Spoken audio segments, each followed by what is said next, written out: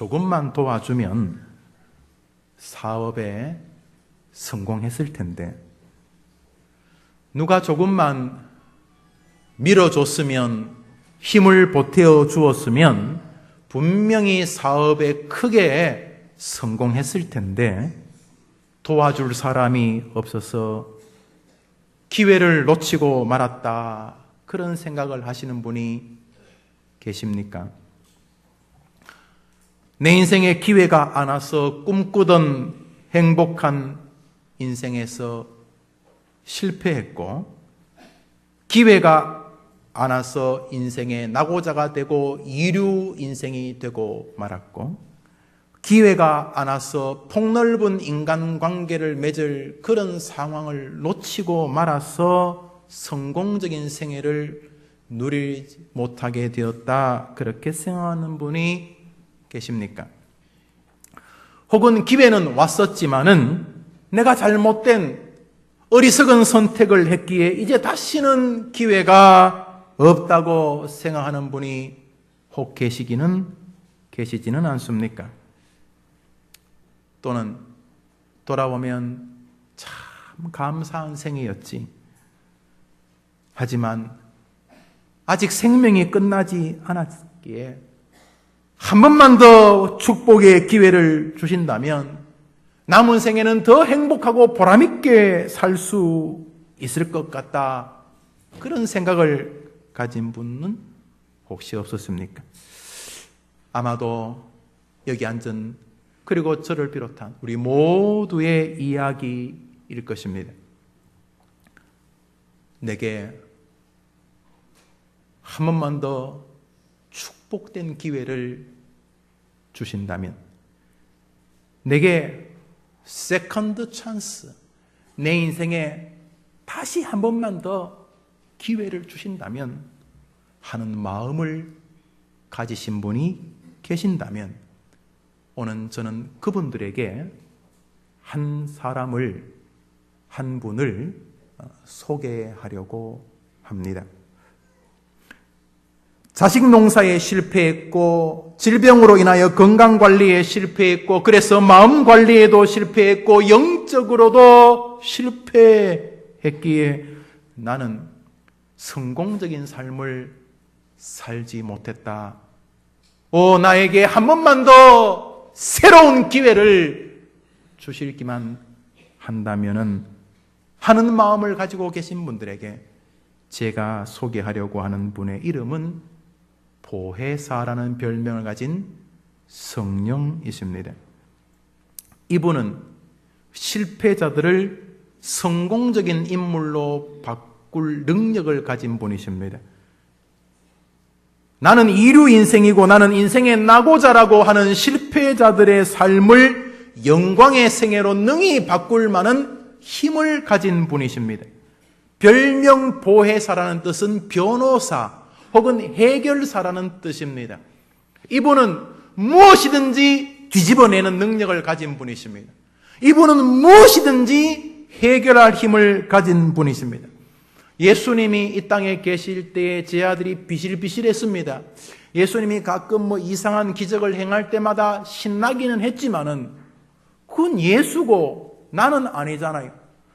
예수가 보리떡 5개와 물고기 2마리로 5,000명 먹이는 것을 보는 건 좋아요. 내 보스가 그런 능력이 있구나. 그렇지만 나에게 그런 능력이 있는 건 아니잖아요.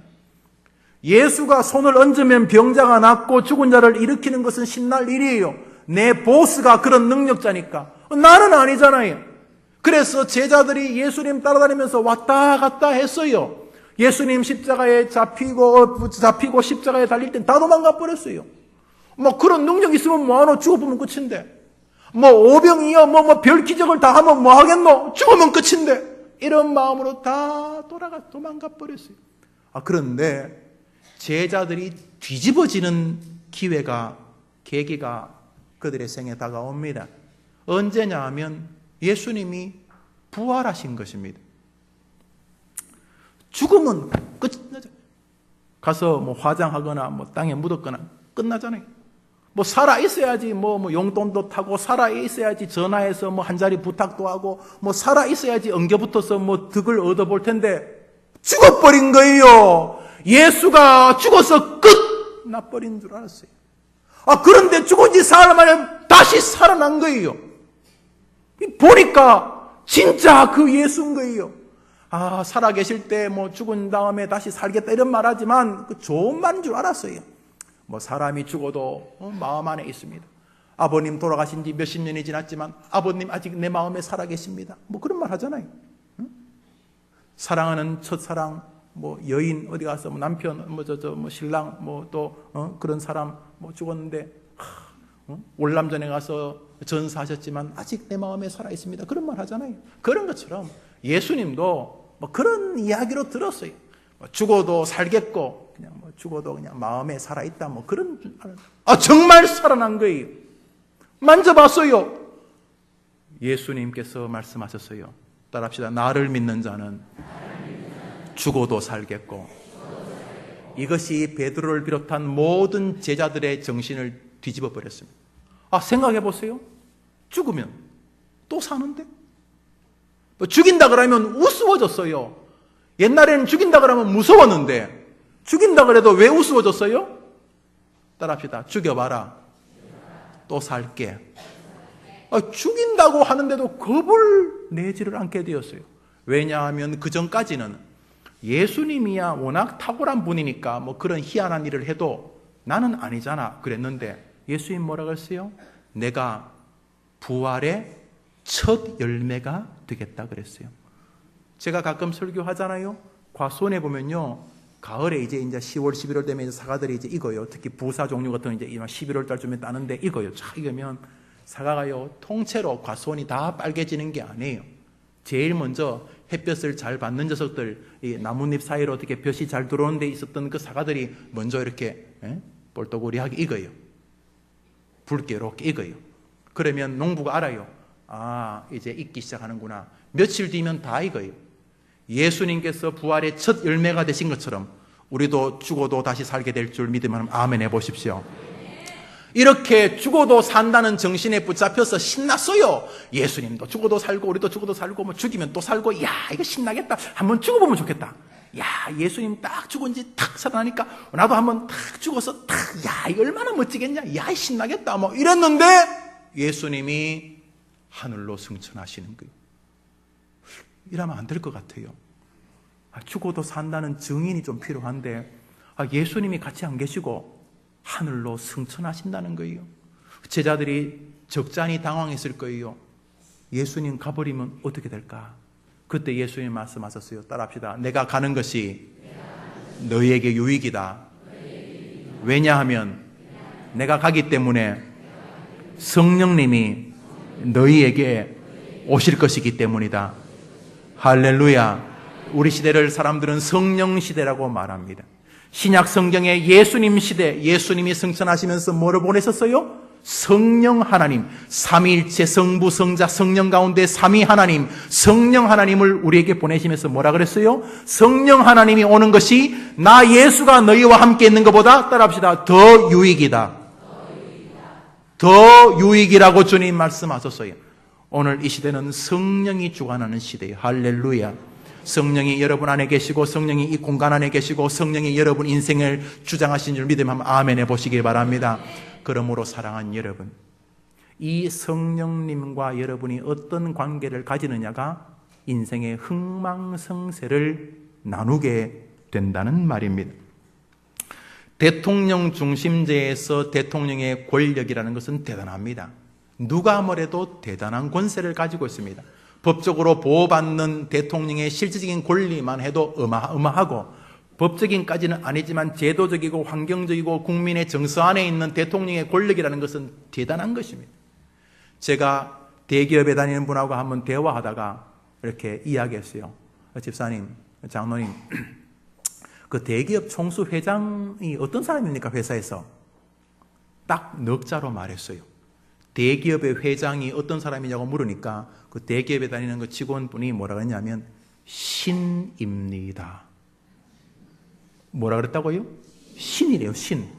그 양반이 하고 싶은 거 다 합니다. 그 사람 회사에서 신입니다. 대통령 정도가 아니에요. 대기업 회장 정도가 아니에요. 하늘과 땅의 권세를 현존하는 최고의 권력자가 여러분이 알고 계는 성령님인 줄 믿으면 아멘 해보십시오. 그분은요, 죽은 자를 살리는 분이십니다. 저 밑바닥에 있던 사람을 수직으로 상승시켜 하늘과 땅의 존귀한 인물로 만들어내는 분인 줄 믿습니다. 저는 오늘 인생의 기회가 없어요. 저는 실패자예요. 저의 인생을 돌아보니 70생애가 이류 인생이었어요. 나는요, 인생의 낙오자였어요. 내게 기회가 있었더라면, 이렇게 말씀하시는 분들에게 이분을 소개하려고 합니다. 사랑하는 여러분, 이분이 여러분을 주목하시고 이분이 여러분 인생에 개입하신다면 여러분은 최고의 인생을 만끽하시다가 행복 안에서 하늘나라에 가게 될 줄 믿으시기를 바랍니다. 이분의 권력을 무시하지 마십시오. 대통령의 권위를 무시한다고요? 어떤 분이 국영기업체의 장이 되기 위해서 저한테 기도를 부탁했어요. 목사님, 제가 국영기업체의 이사장이 되려고 하는데 기도를 부탁하더라고요. 그래서 아이고, 그 집사님, 내가 해줄 수 있으면 내가 해주면 좋겠는데 그거 누가 해줘요? 그러니까 거기서 한대요. 거기가 어딘데요? 청와 박근 그 사람이 한다는 거예요. 아니, 무슨 이렇게 순서나 절차 같은 거 없어요? 다 그 필요 없어요. 그냥 거기서 하면 되는 거예요. 기도해 주세요.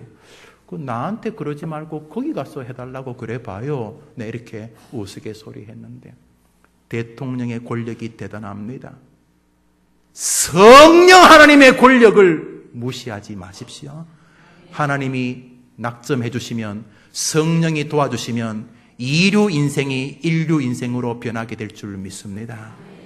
믿으십시오. 믿으십시오. 예수님 말 믿으십시오. 내가 가는 게 너희들에게 훨씬 유익이다. 왜요? 성령이 네 곁에 올 것이기 때문이다. 그런데 많은 사람은 성령님이 옆에 계시지만 세컨드 찬스, 자기 인생의 그 축복의 기회를 못 누리고 끝이 납니다. 무슨 일이 있었기 때문입니까? 동시에 어떻게 하면 그 은혜를 최고 권세자로부터 얻어 누릴 수 있겠습니까? 오늘 자신의 생에 새로운 기회가 필요하신 분들은 이 말씀이 기적을 만들어내기를 주의 이름으로 축원합니다. 축원합니다. 성경 말씀 29절 30절 2절 읽습니다. 29절 30절 읽읍시다. 시작. 무릇 더러운 말은 너희 입 밖에도 내지 말고 오직 덕을 세우는 데 소용되는 대로 선한 말을 하여 듣는 자들에게 은혜를 끼치게 하라. 하나님의 성령을 근심하게 하지 말라. 그 안에서 너희가 구원의 날까지 인치심을 받았느니라. 오늘 주님께서 성경을 통하여 성령이 기회를 주는 인생을 명백하게 말하고 있습니다. 성령이 기뻐하고 성령이 축복하는 생애와 성령이 근심하는 생애를 딱 나누는데 그 기준이 놀랍게도 우리들의 말과 상관이 있습니다. 오늘 성경은 명백하게 우리의 말과 성령님의 축복하심의 상관성이 있음을 기록하고 있습니다. 성령님으로 인해 인생의 두 번째 기회를 잡으려는 사람들은 오늘 성경이 여러분을 말의 세계로 이끄는 것을 주목하셔야 합니다. 우리가 어떻게 말을 하느냐에 따라서 성령을 근심하게도 하고 성령을 기쁘게도 만들 수 있다는 것입니다. 저는 방송에서 기업에 취직하려던 사람이 면접하는 것을 훈련하는 학원에 다니는 것을 본 적이 있습니다. 그 학원이 뭐냐 하면 기업에 취직하기 위해서 면접하는 것을 훈련시켜주는 학원이 대기업에 들어가려고 합니다. 혹은 기업에 들어가려고 합니다. 이제 토플도 내고 성적도 내고 그랬나 봐요. 이제 면접 날이 잡혔어요. 이제 면접을 잘 하고 싶어서 면접 전문 학원에 간 거에 돈을 내고 가서 이제 복장은 무슨 복장을 해야 되느냐, 문을 열 때는 어떻게 열어야 되냐, 앉을 때 사람들은 어떻게 바라봐야 되느냐, 시선은 어떻게 처리해야 되냐, 말은 어떤 식으로 시작해야 되냐, 그걸 연습시키는 거예요. 그래서 면접관 앞에 가서 말을 잘하는 거예요. 그런데 제가 방송을 가만히 들어보니까 내용은 하나예요. 합격하려면 그러면 되더구만요. 한번 더 합시다. 면접관들을 감동시켜라. 면접관들을 기쁘게 해라. 뭐 말이 장황한데 핵심은 그거예요. 그 다음에 하지 말라는 게 있어요. 뭐 하지 말라는 거, 뭐 이상한 거, 뭐 이렇게, 뭐 하여튼 말이나 행동이나 이렇게 뭐 처신들을 이렇게 하는데 하지 말라는 건 핵심은 그거예요. 따라합시다. 면접관들 근심하게 하지 마라. 저거 우리 회사 들어오면 절대로 안 되겠구나. 이런 느낌을 주지 말라는 거예요. 그러니까 면접관들에게 감동을 주는 것이 면접 학원에서 가르치는 핵심이더구만요. 여러분, 성령님께서 우리가 얼마나 헌금 냈는지를 지켜본다 그러면 야, 우리 힘들 거예요. 누가 1,000억을 헌금했니? 누가 5,000억을 헌금했니? 헌금 액수를 따라서 성령께서 근심하거나 성령께서 기뻐하신다면 우리 어떡할 뻔했어요. 몇 분 선교사님이 계시지만 선교사님으로 가야지만 하나님이 복을 주시겠다 그러면 우리 어떡할 뻔했어요. 그런데 오늘 성령님이 달랑 우리 말을 주목해서 말에 따라서 성령님이 근심하시기도 하고 기뻐하시겠다고 했으니 이건 우리가 해볼 만한 일이 아니겠습니까? 두 번째 인생의 기회가 필요하신 분들, 오늘 본문을 여러분이 김용호 목사의 이야기로 듣지 마시고 여러분이 가지고 있는 에베소서 4장의 말씀으로 들으셔서 이 기회를 여러분의 것으로 만들게 되기를 간절히 바라는 것입니다. 성령께서 기뻐하시는 말과 성령이 너무너무 근심하는 말, 29절에 나옵니다. 한번 따라합시다. 무릇 더러운 말은 너희 입 밖에도 내지 말고. 그러니까 여러분이 한 가지만 하시면 됩니다. 인생의 두 번째 기회를 얻고 싶다면, 진짜 하나님으로부터 기회를 얻고 싶다면, 성령으로부터 여러분의 축복과 행복의 기회를 얻고 싶다면 더러운 말만 하지 않으면 됩니다. 달랑 그겁니까? 달랑 그거예요. 예, 달랑 그겁니다. 더러운 말이 그럼 뭡니까? 우리 찬양대 여러분들 생각하는 더러운 말 해보세요. 2부 때 물어보니까 어떤 분이 천천히 더러운 말 그러던데, 화장실, 오물, 이런 말이 더러운 말이 아니에요. 그럼 더러운 말이 뭐예요? 그것만 피하면 기회가 온다면서요? 그래요. 그럼 더러운 말이 뭔데요? 이 영어 성경 본문 이 헬라어는 사프러스라고 되어 있는데 이게 부패한, 썩은, 뭐 썩은 냄새 나는 이런 말이에요. 그러니까 더러운 말은 부패한 말 혹은 썩은 냄새가 나는 말 이런 뜻인데 그것도 무슨 말인지 잘 모르겠어요. 근데 오늘 성경에는 1차적으로 더러운 말이 무엇인지에 대해서 말하지 않아요. 여러분, 더러운 말의 반대말은 무슨 말일까요? 참, 더러운 것의 반대는 뭐예요? 더러운 것 반대는 깨끗한 거. 그럼 더러운 말의 반대말이 무슨 말일까요? 깨끗한 말. 더러운 말은 성령을 근심하게 하는 말이고 반대편에 있는 깨끗한 말은 성령을 기쁘게 한다는 말이죠. 기회가 지금 필요해요. 면접관을 기쁘게 하셔야 되겠죠. 여러분의 생사를 거머쥐고 있는 이 전능자를 감동시켜야 안 되겠어요? 다행히 말로 그렇다니까 해볼만 하지 않겠어요? 더러운 말이 뭔지는 잘 모르겠어요. 그런데 반대편에 있는 말은 성령이 말하고 있어요. 29절을 보세요. 무릇 더러운 말은 너희 입 밖에도 내지 말고. 한번 따라합시다. 오직 덕을 세우는 말, 다른 사람들에게 은혜를 끼치는 말. 29절 같이 읽읍시다. 시작. 무릇 더러운 말은 너희 입 밖에도 내지 말고 오직 덕을 세우는 데 소용되는 대로 선한 말을 하여 듣는 자들에게 은혜를 끼치게 하라. 저를 보세요. 더러운 말이 뭔지를 성경은 말하고 싶어 하지 않아요. 더러운 말은 담고 싶지도 않으신 것 같아요. 더러운 말은 입 밖에도 내지 마라. 그러면 넌 기회 없다. 잘 생각해봐라. 7, 80년 동안 사는 동안 네 더러운 말로 인하여 네 안에 있고 늘 네 곁에 있었던 내 성령이 내가 너한테 기회를 안 줬다. 겨우 밥이나 먹고 살고 애나 키웠겠지만 진짜 하나님의 주시는 영육의 기회를 너는 못 가졌다. 그렇지만 이전 것은 지나갔다. 아직 생명이 있다는 것은 기회가 남아있다는 것이다. 그러므로 더러운 말은 이제 입 밖에도 내지 말고, 그러면 깨끗한 말을 하라고 했는데 우린 더러운 말인지 뭔지를 몰라요. 그렇지만 깨끗한 말이 뭔지를 설명했기 때문에 그 깨끗한 말의 반대편이 더러운 말이라는 것을 알도록 주님이 우리에게 요청하고 계세요. 자, 더러운 말의 반대편에 있는 말이 뭐예요? 따라합시다. 다른 사람의 덕을 세우는 말, 다른 사람에게 하나님의 은혜를 끼치는 말, 두 가지입니다. 그러므로 깨끗한 말이라고 보시는 것은 미끄러운 말, 아주 능수능란한 말이 아니에요. 성경이 말하는 성령께서 개입하시고 복주시는 말은 다른 사람을 세워주는 말, 다른 사람에게 덕을 끼치는 말, 다른 사람이 나로 인하여 하나님의 은혜를, 예수님의 은혜를 누리게 되는 말이 깨끗한 말이.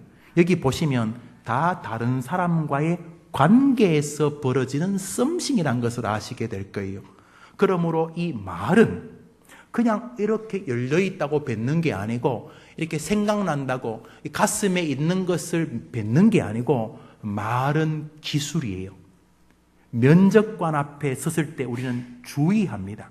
면접관 앞에 섰을 때 슬리퍼 신고 가서, 오늘 면접하는 날이죠? 너무 이상한 학생이어서, 김용호 씨 맞습니까? 거기 써 있으니까 맞겠죠? 아이고, 야, 이 면접관들이 꽤 나이가 드셨네? 몇 년 계셨어요? 도리어 내가 면접관들을 묻습니다. 너무 기가 막힌 표정이 역력합니다. 30년 근무했습니다. 할 만큼 했으면 나오셔야죠. 그래야지 저같이 장래가 창창한 사람이 회사를 이어갈 거 아닙니까? 수위 쟤 데리고 나가라! 이렇게 말하겠죠. 여러분, 우리가 말할 때 면접관 앞에 주의하지 않습니까? 그 사람이 나의 당락을 결정하니까. 세컨드 찬스가 필요하십니까?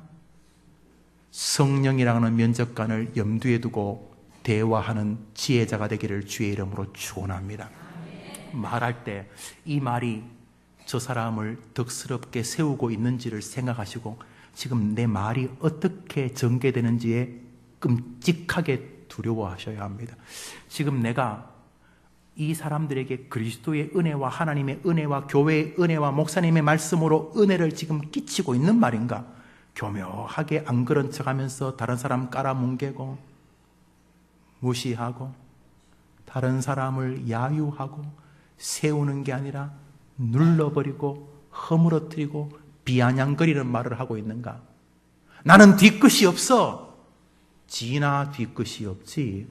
성령은 뒤끝이 심각하십니다.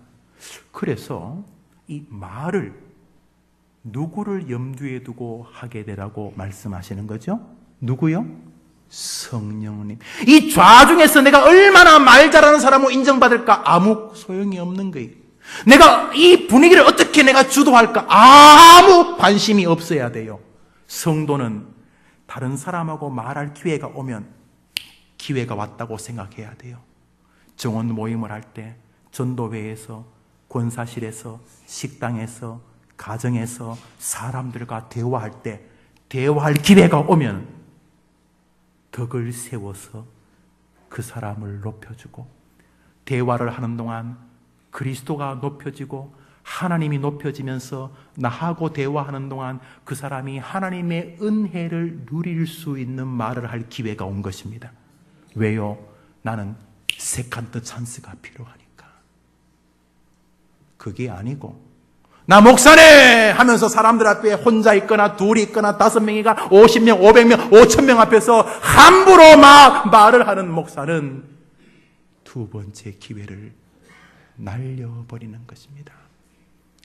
자식이라고 함부로 말을 하는 부모님은 자식을 만나 대화할 때 자식의 덕을 세워주고 자식을 일으켜주고 대화하는 동안 자녀와의 관계 속에서 그리스도의 은혜가 미쳐지는 방식의 대화가 아니라 편하다는 이유 때문에 툭툭 대화하는 것은 자신과 자녀에게 성령이 주실 기회를 거머 발로 차버리는 것입니다. 아니라고요? 이 성령이 있는 동안 이 가운데서 한 명도 예외일 사람은 없습니다. 아이, 목사님, 저는 뭐 버릇이 그래요. 망할 버릇입니다. 여러분, 이전 것은 지나간 것입니다. 오늘부터 말할 때 여러분이 나 긴장했어. 그럴 건 없지만 말을 할 기회가 오면 본능적으로 면접관을 생각해야 됩니다. 저분에게 달렸기 때문입니다. 오늘 주님 말씀하십니다.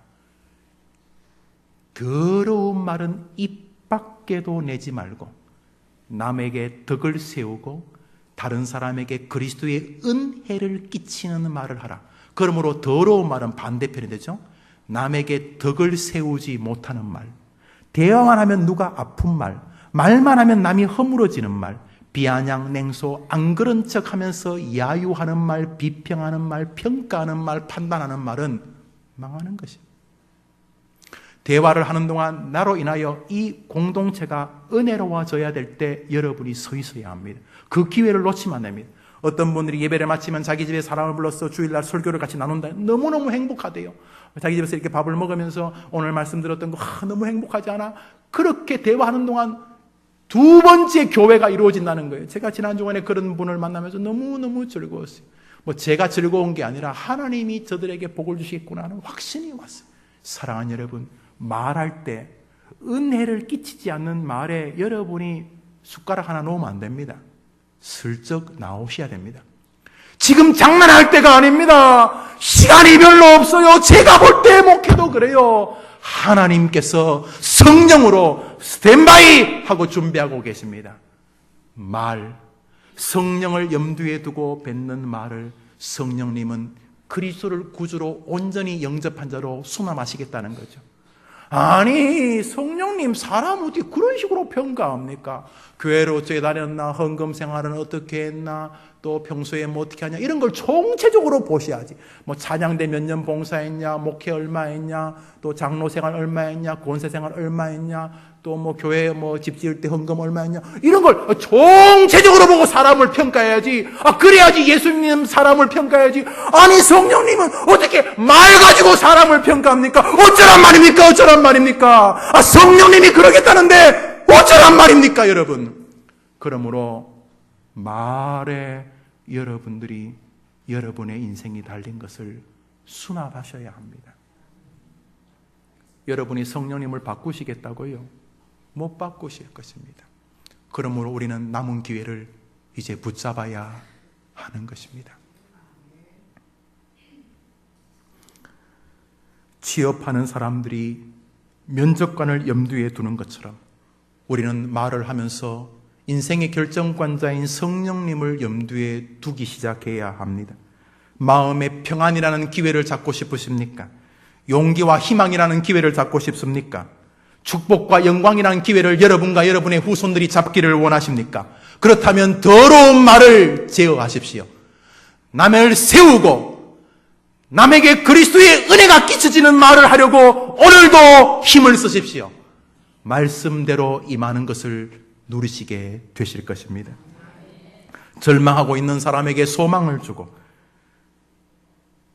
상처받은 이에게 치료약이 되어주고 낙담에 빠진 자에게 희망을 주며 죽어가는 자들에게 생명의 주님을 전해줌으로써 그 영혼이 살아나고 그 육신이 그리스도 안에서 힘을 얻는 은혜를 끼치는 말의 연금술사가 되어야 합니다.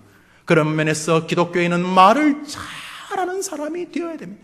능수능란한 말, 기름칠한 것처럼 미끄러운 말을 잘하는 게 아닙니다. 대화하면 다른 사람이 세워지고 대화하면 은혜가 끼쳐지는 말을 하는 말의 연금술사 되기를 주의 이름으로 축원합니다. 비통하고 반항, 비난, 무기력, 우울, 근심, 신경과민, 공포, 편집증, 시기, 피해, 의식, 의심, 우유부단, 자기 기만, 교만, 자기 혐오의 바탕에 선 그런 말들을 끊으십시오. 아무짝에도 쓸모없는 정도가 아니라 망하는 것입니다. 성령께서 두고 보자 하시는 것입니다. 성령을 근심케 하는 말투를 버리십시오. 모이면 남을 비난해야지 속성이 풀리신다면 위험한 자리에 서신 것입니다. 새끼 밥 정도 드시고 사셨을 것입니다. 그러시면 안 됩니다. 이루 인생인 것입니다. 나고자인 것입니다. 오늘 이후로부터 말을 하면 남이 세워지는지를 보십시오. 내가 말을 하는 동안 그리스도의 은혜가, 하나님의 은혜가, 말씀의 은혜가 이루어지는지를 지켜보십시오. 그렇다면 여러분들에게 기회가 오고 있는 것을 반드시 보시게 될 것입니다. 세상에 무엇이든지 저절로 잘 되는 법은 없습니다. 풍성한 추수는 여름내 땀을 흘렸던 농부의 수고의 결과입니다. 좋은 군사는 힘든 훈련을 잘 마친 사람의 열매입니다. 우수한 학생은 공부에 힘을 기울였던 시간을 가졌던 사람들입니다. 신앙의 건강도 마찬가지입니다. 좋은 신앙은 좋은 신앙의 훈련을 했기 때문입니다. 우리가 해야 될 훈련은 바로 이 더러운 말을 제어하는 훈련입니다. 그러므로 오늘 이후로 우리 해림의 성도님들은 남에게 해를 끼치는 말, 남을 허물어뜨리는 말, 은혜를 사라지게 하는 말들을 죽기만큼이나 싫어하시게 되기를 바랍니다. 사랑하는 여러분, 시대가 각박해지다 보니 교회나 가정에서도 그 각박함이 아주 피부로 느껴지는 시대가 되어가고 있습니다. 각자 삶의 현장에서 치열하게 살아가다 보니 세상을 경계하는 모습이 교회 안으로도 밀고 들어온 것입니다. 그래서 상대방의 실수나 실패에 대해서 너무 가차없이 비난과 비판의 화살을 날리는 데 익숙한 교인들이 되어져 갑니다. 다행히 우리 교회는 그 모습이 많이 늦습니다.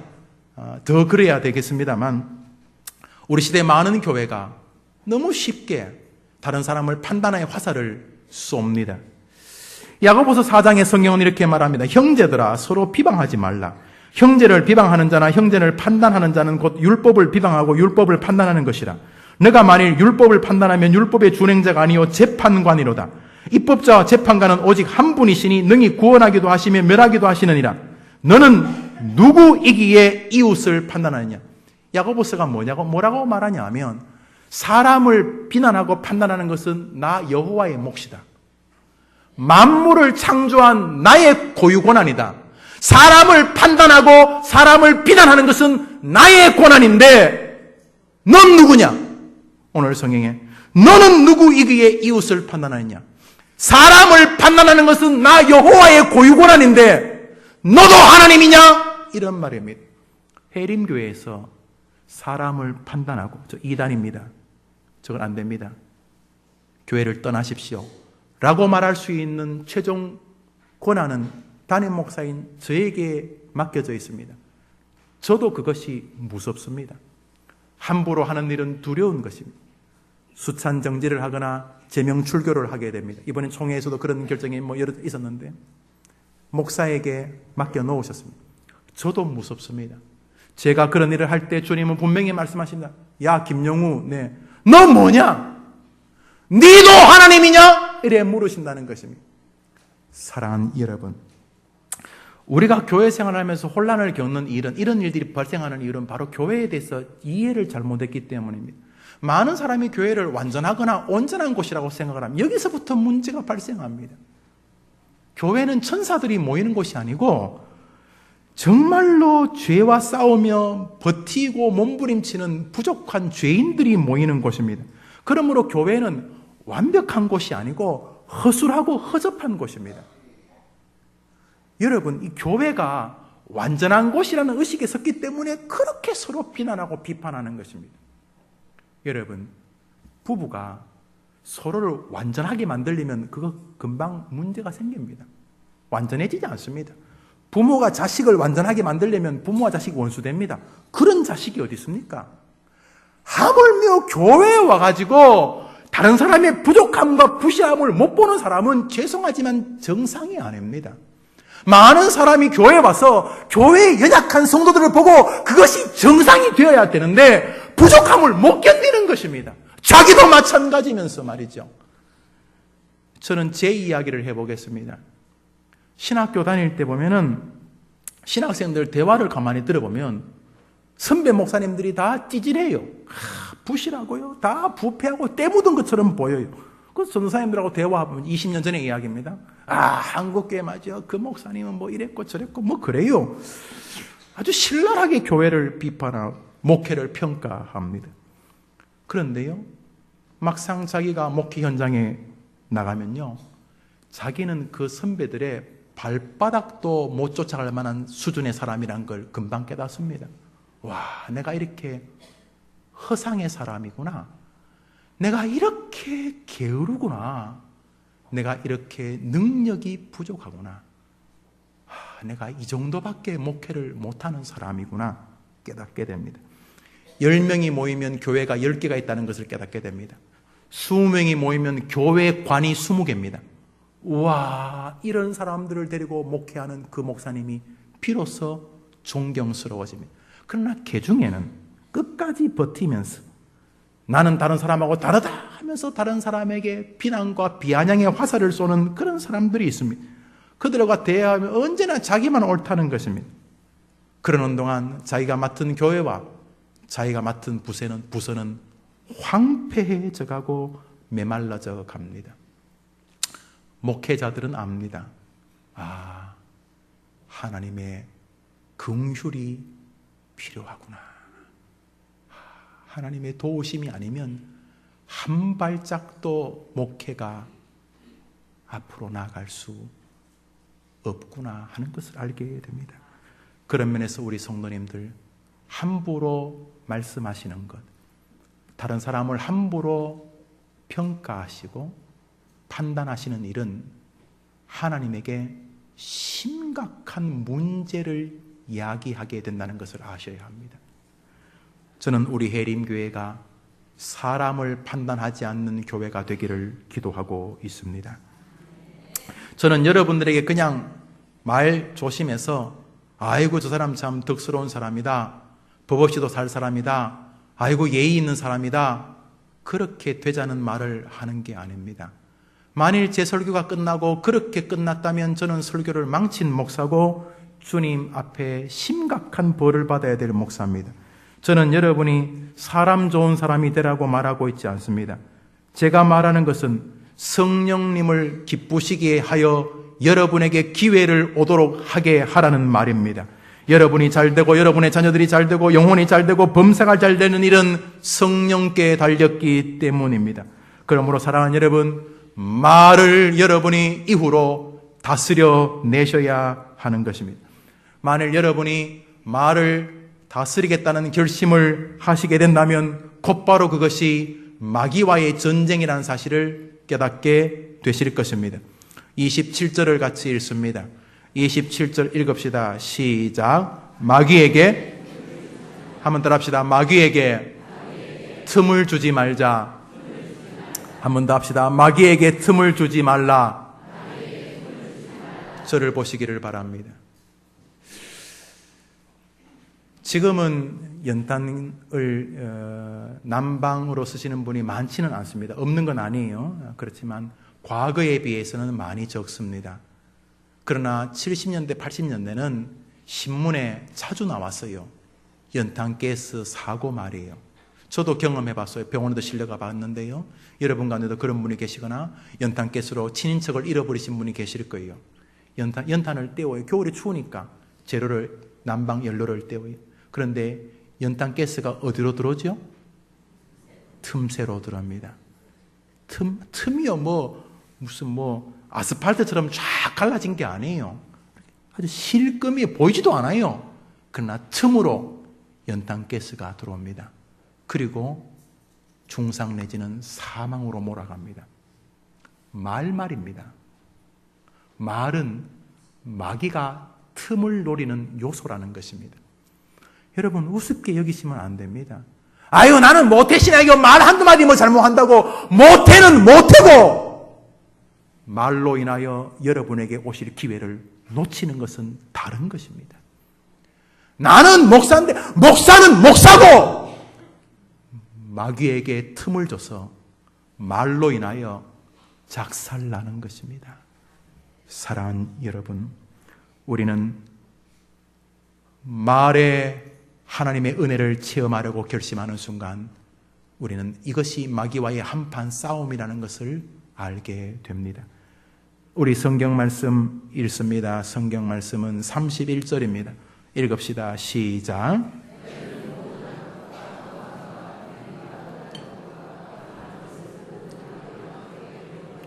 자, 우리의 말을 더러움으로 몰아가는 재료가 있습니다. 우리 말이 갑자기 더러워지는 게 아니에요. 우리 말이 더러움으로 몰아가는 재료가 있는데 그게 뭐라고요? 악독과 노함과 분냄과 떠드는 것과 비방하는 것이라 그랬어요. 여기 악독이라는 것은 가슴에 품고 있는 이 도끼, 이 모욕 같은 것을 말하는 거예요. 노함이, 분냄이라는 것은 다 분노와 상관이 있는 말이고요. 떠드는 것은 다른 사람들을 비난하고 혹평하기 위해서 크게 소리 지르는 가슴 속에 담긴 그 사람에 대한 분함에 대한 증거들이에요. 결과물이죠.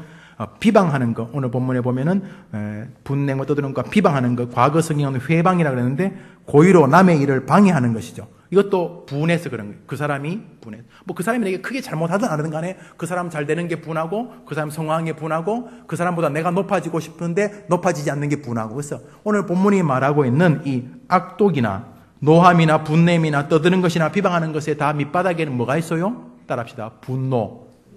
분이 있어요. 분이라는 글자를 여러분이 잘 아실 거예요. 분이라는 글자는 마음 심자에 칼도자가 이렇게 있어요. 그 안에 분자 안에 들어있죠? 이렇게 마음 안에 칼이 들어있는 게 분이에요. 이 마음 안에 칼이 들어있으면요, 자기도 다쳐요.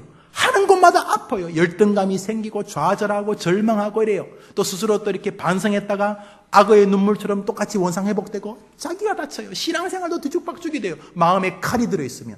이 칼이 마음에 들어있는 사람은 또 다른 사람도 아프게 해요. 막 입에서 칼이 나가요. 이 분들이 더러움의 요소가 되는 거예요. 이 분들은 말이죠, 우리가 제어해내야 되는 거예요. 그 성경은 이렇게 말하고 있는 거예요. 성경 말씀 읽습니다. 26절 읽읍시다. 26절, 27절 두 절 읽습니다. 시작. 분을 내어도 해가 지도록 분을 품지 말고 마귀에게. 그러니까 마음의 분노를 계속 제어하고 토해내고 다 실어내야 돼요. 마음의 분노가 다가오는 건 어쩔 수 없어요. 인간이 살다면 나도 모르게 분해져요. 열등감이 생길 수도 있고 혹은 다른 사람이 억울하게 날 대해서 분해져요. 그렇지만 이 분노는 곧바로 마귀에게 틈을 줘서 우리에게 더러운 말이 나가게 해서 성령을 근심하게 해서 성령으로부터 올 기회를 못 받게 만드는 마귀의 술수라는 것을 알아야 돼요. 그러므로 분이 올라가면 처리해내야 돼요. 분이 밤이 맞도록 품지 말라는 것은 오래 가지고 있으면 안 된다는 거예요. 성령께 나와 여러분의 마음과 분과 말이 하나님이 복 주실 것으로 변하는 해림의 가족들 되기를 주의 이름으로 축원합니다. 말씀을 맺으려고 합니다. 공든 탑이 말로 무너지는 것을 우리 많이 봅니다. 우리 주변에 참 그런 사람 많습니다. 그 말로 공든 탑을 무너뜨려 버립니다. 말로 인하여 자신이 받을 복을 놓치거나 말로 인하여 심각한 나락으로 떨어지는 사람들을 우리는 정치에서, 학문의 세계에서 많이 봅니다. 야고보서 3장은 말합니다. 혀는 쉬지 아니하는 악이요 죽이는 독이 가득한 것이라. 이 혀를 잘못 놀리면요, 하나님에게 독을 뿌리게 되고 세상에 독을 뿌리게 되고 성령을 근심하게 하고 기회를 놓치게 하는. 또 반대로 이 말에 힘을 더하여 여러분이 말할 때마다 이 말이 지금 앞에 있는 사람을 세우는 말인가? 나하고 말이 끝났을 때 이 사람이 정말 그리스도의 은혜를 충분히 받을 것인가? 나하고 말이 끝났을 때 목사에 대해서 삐딱한 마음을 가지고, 교회에 대해서 부정적인 마음을 가지고, 믿음에 대해서 야유적이고 다른 사람에 대해서 부정적으로 될까 생각하셔야 됩니다. 이제부터 말할 때 그 사람에게 뭐 덕스러운 사람이다, 뭐 인격자다, 이런 이야기 듣는 게 관심이 아니에요. 우리의 대상은 성령님이세요. 그러므로 말할 때마다 성령의 은혜를 여러분의 것으로 누리게 되기를 바라는 것입니다. 여러분은 매력 있는 사람을 원하실 거예요. 성령님도 매력 있는 사람을 원해요. 회사도요, 매력 있는 사람을 찾는다고 제가 봤어요. 신문에 인사 담당자들이 쭉 나와가지고 신문에 보니까 가만히 보니까 내용은 뭐 창의력, 진취력인데 그게 뭐냐면 매력 있는 사람이라는 거. 매력 있는, 야, 이 사람 참 매력 있다. 이런 사람을 뽑겠다는 거예요. 성령님께서도 매력 있는 사람을 찾고 계세요. 29절에 보면 듣는 자에게 은혜를 끼치게 하라니, 은혜라는 말이 이 히브리 헬라어로 카리스예요. 이 카리스가 이거는 참 매력이라는 단어예요. 다른 사람에게 은혜를 끼치는 말을 하는 사람. 말만 하면 말씀을 생각하게 하고, 나도 한번 설교 다시 들어봐야 되겠는데, 그래? 말만 하면 그리스도를 생각하게 하고, 말만 하면 기도하게 만들고, 말만 하면 하나님을 바라보게 만드는 이 말만 하면 은혜를 끼치는 사람을 성령님은 매력 있는 사람으로 보신다는 거예요. 할렐루야. 여러분에게 여러분 자녀들이 달린 거 아십니까? 1000대까지 달린 거 아십니까? 이제부터 여러분이 해림교회 교인답게 다른 것도 달라지지만 말의 변화가 있는 성령이 축복하시는 주의 종들이 되기를 주의 이름으로 축원합니다. 우리 이 시간 두 손 모아 하나님께 기도할 마음이 있습니다. 하나님, 우리에게 소망 가운데, 사랑 가운데, 믿음 가운데 말하게 도와주시옵소서. 그리하여 성령님의 근심이 아니라 성령님의 기쁨의 대상이 되게 하옵소서. 우리 찬양합시다. 주께 두 손 모아 쉬운 일이 아닙니다. 마귀가 도전하는 길입니다. 그러므로 우리 결심합시다. 믿음으로 말하게 하옵소서. 소망으로 말하게 하옵소서. 신앙으로 말하게 하옵소서.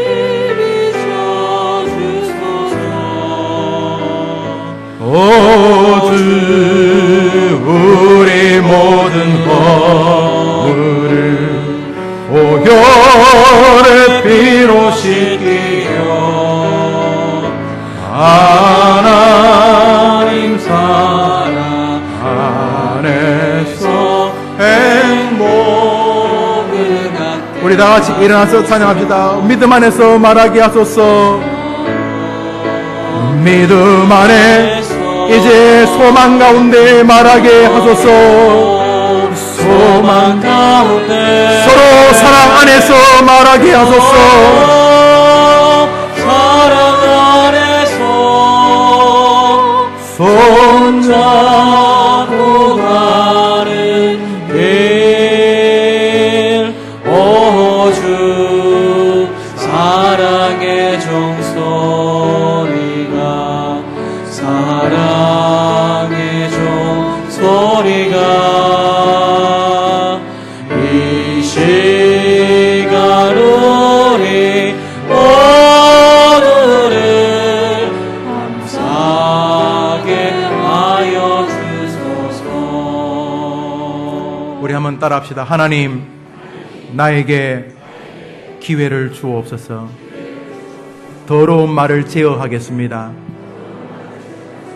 남을 세우고 남에게 그리스도의 은혜를 끼치는 말을 하겠습니다. 나의 생에 기회를 주옵소서. 다 같이 눈을 감고 다른 사람 생각하지 마시고 여러분의 이름을 부르면서 하나님, 저 영우입니다. 저 김영우입니다. 목사입니다. 하나님, 저에게 기회를 주십시오. 너무 어리석었습니다. 죄송합니다. 이제 더러운 말은 내 인생에서 전쟁의 도구가 되었습니다. 하나님 아버지, 버리고 손에서 놓습니다. 이제부터 나로 인하여 다른 사람이 세워지고 그리스도의 은혜가 끼쳐지는 생애가 나의 언어 생활이 되게 해 주셔서 나와 내 자녀들에게 성령께서 기회를 허락해 주시옵소서. 이 시간 한번 여러분의 이름을 부르며 도움을 구하며 기도합시다. 하나님 아버지, 우리 성도들과 함께 이 시간 주의 말씀을 들었습니다. 아, 그랬었구나. 그래서 기회가 사라졌었구나. 바보같이, 멍청이같이 내가 살았구나. 입은 아무런 의미도 없는 줄 알았는데, 말은 그냥 뱉으면 끝나는 것인 줄 알았는데, 말 때문에 내 아이들이 그렇구나, 말 때문에 나의 지나온 삶이 그리 힘들고 괴로웠었구나. 오늘 이후로 성령을 근심하게 하는 더러운 말을 입 밖에도 내지 아니하는 싸움에 돌입하리라. 오직 덕을 세우고 오직 다른 사람에게 그리스도의 은혜를 끼치는 말을 하며 그렇지 않는 말을 하는 자리에 서지 아니하리라. 따지마는 우리 저 성도들을 하나님이 지켜보시고 저들에게 영광과 평강과 용기와 축복의 기회를 주옵소서. 이 모든 말씀 예수님의 이름으로 기도합니다. 아멘. 이제는 우리 예수님의 크신 은혜와 하나님의 사랑과 성령의 위로와 교통하심이 말씀대로 성령을 근심하게 하는 생애가 아니라 성령을 기쁘시게 하면서 성령이 주시는 은혜와 축복을 내 것으로 누리라. 더러운 말은 가라. 더러운 말은 내 입에서 가라. 이제부터 나는 남을 덕스럽게 세우고 다른 사람에게 하나님의 은혜를 끼치는 말을 하는 새로운 사람으로 서리라. 다짐하는 귀한 해림의 성도들과 저들의 전쟁터와 같던 한 주간의 언어 생활 위에, 영적 생활 위에 이제로 영원토록 함께 있을지어다. 아멘.